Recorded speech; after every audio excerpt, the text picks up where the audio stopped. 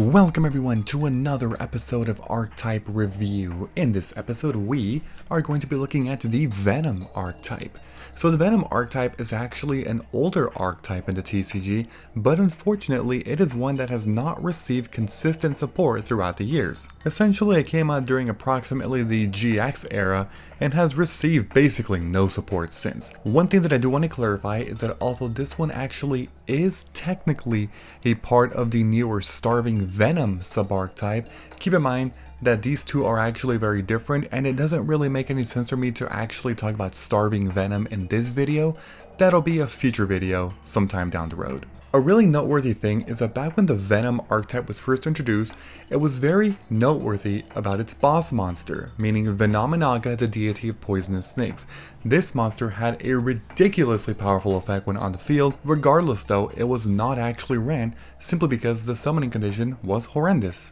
Approximately 12 years later, unsurprisingly, the archetype has actually seen zero use at all. It's an archetype that focuses primarily on venom counters and utilizes reptile monsters to essentially drain the opponent's attack stat and then simply beat over with your own monsters. It might seem interesting on paper, but the problem is the execution, simply because there's simply not enough good monsters in this archetype to make use of the venom counters. Overall, you will be able to see very clearly and quickly why this archetype basically sees no play at all.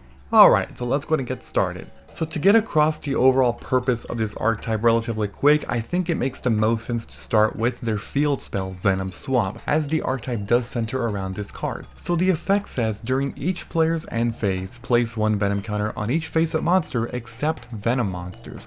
Monsters lose 500 attack for each venom counter on them. Destroy a monster if its attack becomes 0 by this effect. Although the card will now be incredibly too slow nowadays, I can at least see back then that it would have been a pretty useful effect, simply because it keeps downgrading monsters every single turn, as it says during each player's end phase, not just their own.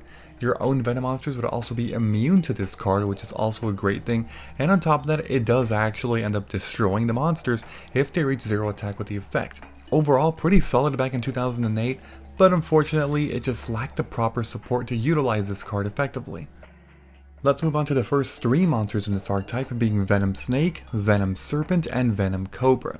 Venom Snake is an Earth level 3 reptile monster with 1200 attack and 600 defense. The effect says once per turn, you can place one venom counter on one monster your opponent controls. If you activate this effect, this card cannot attack during this turn. Venom Serpent, on the other hand, is a dark level 4 monster with 1000 attack and 800 defense. The effect says once per turn, you can place one venom counter on one monster your opponent controls. And lastly, Venom Cobra is an Earth level 4 reptile with 100 attack and 2000 defense, but it's a vanilla monster, meaning it's bad. These 3 monsters are a pretty good indication and overall pretty good and accurate representation of what the entire archetype is going to entail as this video progresses. Overall, the monsters are really shitty in stats, and their effects are incredibly lackluster. I honestly have no idea why Venom Snake actually has an effect that says it cannot attack. Oh yeah, because if clearly that sentence wasn't there, this card would have been broken and on the ban list. My god, Konami, sometimes I don't understand you. It's even weirder on the fact that Venom Snake does have it, but Venom Serpent does not have that clause. Makes me really wonder that 200 attack bonus from Venom Snake really made them think that the card was going to be overpowered. I honestly don't understand this. But the overall conclusion that I can make with these cards is that they are pure trash and garbage, as the effects are ridiculously horrible. Moving on to one of their tribute monsters, Venom Boa. This one is an Earth level 5 reptile with 1600 attack and 1200 defense. The effect says, once per turn you can place 2 venom counters on one monster your opponent controls. If you activate this effect, this card cannot attack this turn. Okay, so let me get this straight. You basically upgraded the 1200 attacker by 400 attack, gave this thing the ability to put one more venom counter per turn, kept the attack limitation on that turn, and made it a freaking tribute monster. Are you kidding me? Okay, so what I'm actually going to do is make my own custom eroded Venom Boa card, and let me all know if you think this card is actually overpowered. A level 4 reptile monster with 1600 attack and 1200 defense that says once per turn you can place 2 venom counters on one monster your opponent controls. No attack limitation on that turn, and not a tribute monster, and you can still place 2. How is this broken by any means? Clearly Konami thought it was, because apparently my version of the card is just too broken and it would probably be on the limited list. Now we're going to move on to the overall purpose of the Venom archetype by looking at 2 specific cards first, Venominaga, the King of Poisonous Snakes, and Rise of the Snake Deity. So Venominaga is actually a level 10 Dark Reptile monster with 0 attack and 0 defense. The effect says, cannot be special summoned by another effect monster's effect. This card is unaffected by Venom Swamp. This card gains 500 attack for each reptile monster in your graveyard. When this card is destroyed by battle and sent to the graveyard, you can banish 1 other reptile monster from your graveyard, special summon this card. The first one that I find a little funny is the fact that this card has to say this card is unaffected by Venom Swamp, simply because if you look at the name, it's V-E-N-N-O-M, Venom, instead of Venom, meaning that this card would be affected by Venom Swamp if it didn't have that clause, because this card technically is not a Venom monster, but it's Venom. Anyway, as you can tell, the effect is actually not absolutely horrible, at least back in 2008 standards, but the biggest issue of course is that special summoning limitation, as well as it being a 2 tribute monster. But you can get this card up to reasonably high power, simply because of the fact that if you're playing a Venom deck and all those shitty Venom monsters, to be honest, your graveyard's going to be lit. Because all those monsters are too trash to stay on the field for more than 1 turn, which means that when this card is somehow able to come out, it's going to come with like 3,000, 4,000, maybe even more attack, because it's just that ridiculous.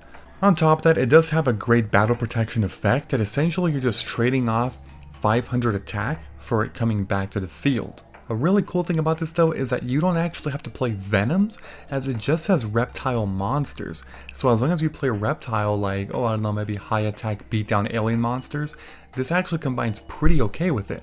You technically don't have to run Venom Swamp if your main goal is to be running Venominaga and a certain other boss monster that we'll get into in just a little bit. But anyway, moving on to the other card, Rise of the Snake Deity.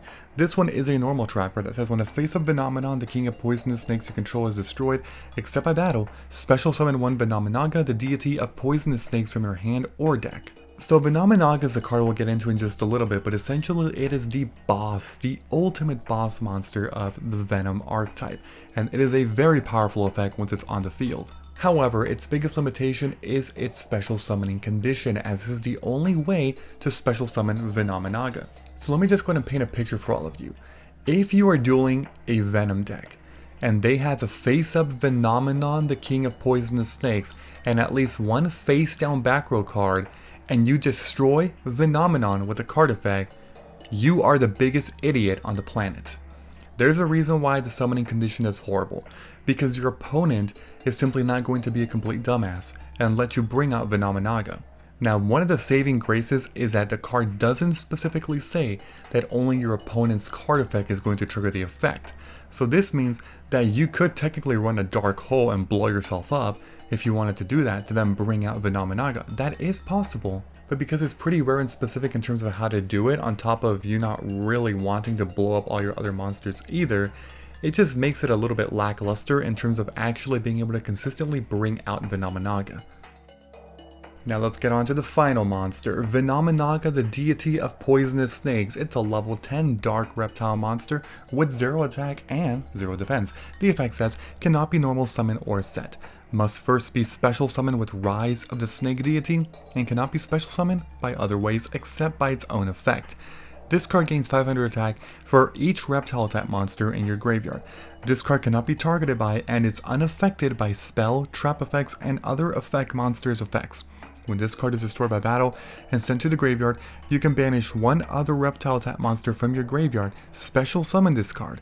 When this card inflicts battle damage to your opponent, place 1 Hyper Venom counter on it. When 3 Hyper Venom counters are on this card, you win the duel. For a card that came out nearly 12 years ago, this was a ridiculously powerful effect, simply because of the fact that this is one of the first ever, if not the first ever, quote, unaffected by all card effects effect.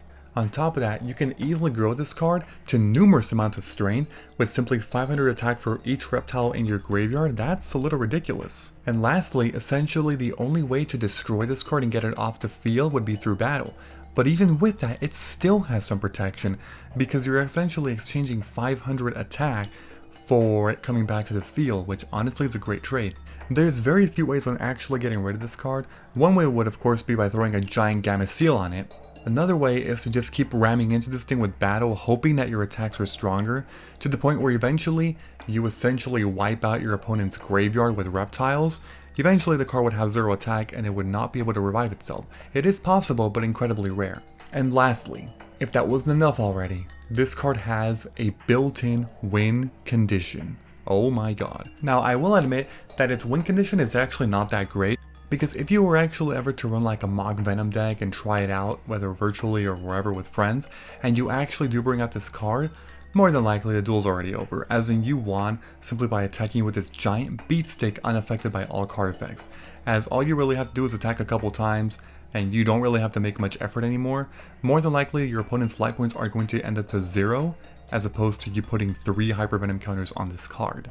In fact, on a random note, if you have ever watched my World Championship Let's Plays, where there's actually specific conditions to unlocking characters by actually winning with the effect of Venominaga, I've done this before. Some of you may actually know this, and let me tell you, it's hard. I actually had to run copies of Soul Release, literally to banish my own reptile monsters, to get this card's attack down significantly, so I can attack with it 3 times in a row. It was that difficult to actually win with specifically the win condition as opposed to getting the opponent to 0 life points. But anyway, yeah, so fantastic on-field effect, horrible summoning condition, almost impossible to literally bring it out to the field. Now let's move on to some spell and trap, so the first two being Venom Shot and Venom Burn. So Venom Shot is a normal spell card that says activate only while you control a face of Venom monster, Venominaga the deity of poisonous snakes, or Venomenon the king of poisonous snakes. Send 1 reptile attack monster from your deck to the graveyard and place 2 Venom counters on 1 face-up monster your opponent controls. To be honest, it's not horrible, as it does actually generate more cards into the graveyard specifically from your deck, thus powering up your Venominaga or Venomenon, and on top of that you're placing 2 Venom counters on a monster your opponent controls. Pretty good, not the best thing in the world, but hey, it's not horrible unlike the actual monsters in this archetype. And the next one is Venom Burn. This one is a normal trap card that says select 1 monster with a Venom counter or counters.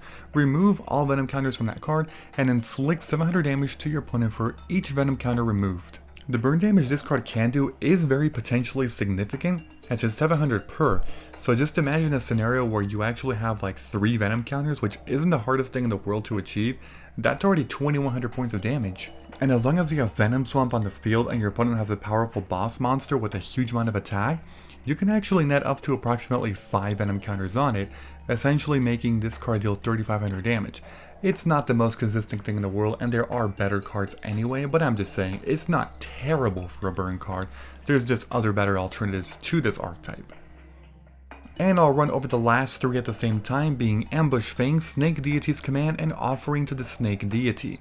Ambush Fang says, activate only when a face of Venom monster you control is declared as an attack target. Negate the attack and end the battle phase, then place 1 Venom counter on the monster that attacked. It's way too specific. It's great of course that it does end the battle phase after negating that 1 attack, essentially making it a better negate attack, simply because you can then place 1 Venom counter on that monster, so it is better than that card. But any battle trap that pretty much destroys cards like Mirror Force and stuff are just objectively better than this card, simply because of the fact that 99% of the time you are actually better off destroying your opponent's cards with a Mirror Force as opposed to negating the battle phase and putting 1 Venom counter on a monster. That's just way too underpowered. Anyway, the next one, being Snake Deity's Command, is a counter trap card that says activate by showing your opponent 1 Venom monster in your hand, negate the activation and effect of an opponent's spell card, and destroy it. Honestly, pretty good. Back in 2008, it was actually an effective way to negate opponent's spell cards, as the cost is pretty minimal. All you have to do is reveal 1 Venom monster in your hand. You don't even have to discard it, which is a great thing. It would have been a little bit better if it also negated like trap cards, let's say. Asking for also monster effects negation would be a little bit too much and make the card way too good, so I do understand that. But if they could have also negated trap cards, it would have been a little better, but again, it's not horrible. And lastly, we have Offering to the Snake Deity. This one says target 1 face-up reptile monster you control, and 2 cards your opponent controls, and destroy all 3 targets. another pretty good card. As you can see, the Venom Archetype actually has some pretty good support cards and of course a good boss monster effect on the field. It's just that its other things are just too horrible, you know? Offering to the Snake Deity is almost an exact copy-paste of a very identical card for Winged Beast types known as Icarus Attack, as that one makes you tribute one Winged Beast monster to destroy 2 cards in the field. This one simply destroys your reptile type monster and 2 cards. But this one luckily is not a -1 just like Icarus Attack, because you are actually using up the trap card and also destroying a reptile, but you get to destroy 2 cards your opponent controls. They can be face up or face down, back row, or monsters. This is one of the better ways of destruction by far. And that is actually it for the entire Venom archetype. It's actually a very small archetype with only 13 cards in the archetype. As far as what you can do to make this better, well, there's a lot of complications here. One of the things that you are almost by default going to have to do is just simply run better reptile monsters, simply because of the fact that the regular Venom monsters are just way too horrible, like Venom, Snake, and Serpent. These things are just way too bad and their effects are very underpowered. What's really interesting is that you don't actually have to run Venom Swamp. In fact, some deck builders actually recommend to try and separate the two, as if you want to make a Venom Swamp deck, essentially using Venom counters, that should be different and separate than a Venominaga deck. Whereas if you want to run a Venominaga deck, it actually helps to build a bunch of other stronger reptile monsters so that they can be in the graveyard and somehow try to utilize those in combination with bolstering Venominaga's attack. There are also great reptile support cards like Snake Rain, for example, that are just fantastic in so many ways for this archetype. Snake Rain is a card that has a very broken effect, but luckily it's never been on the ban list simply because reptiles are just not a very good type. But for this specific archetype and deck, that card does actually let you put 4 or potentially 5 reptiles into the graveyard at once, thus bolstering up the power of Venominaga and Venomenon by a huge amount. One of the things that I really hope Konami does at one point is to actually bring back support for this archetype and essentially find a better way to summon Venominaga. It is actually possible as long as Konami does make a card that says that it can special summon Venominaga in some other easier way, ignoring the summoning conditions, it actually would work. Regardless though, I do see a lot of potential in this archetype. Despite the low amount of cards in here, as well as some very underpowered monsters, this archetype could be bolstered up simply because of Venominaga's existence. They could even make a better Venom Swamp version just so that this card's name is also treated as Venom Swamp with a more powerful effect, and that would also work really well. And there's already cards in this archetype that are not horrible, things like Offering to the Snake Deity. But overall, that's my conclusion. It's an archetype that I do want to see come back, but I don't know if it will, even though I'm really hoping for. Anyway, if you enjoyed the video, make sure to leave a like, comment, and subscribe if you would like to see more of these future videos. And as always, I will see you all in the next one. Bye-bye, everyone. Have a great and, of course, a fantastic day.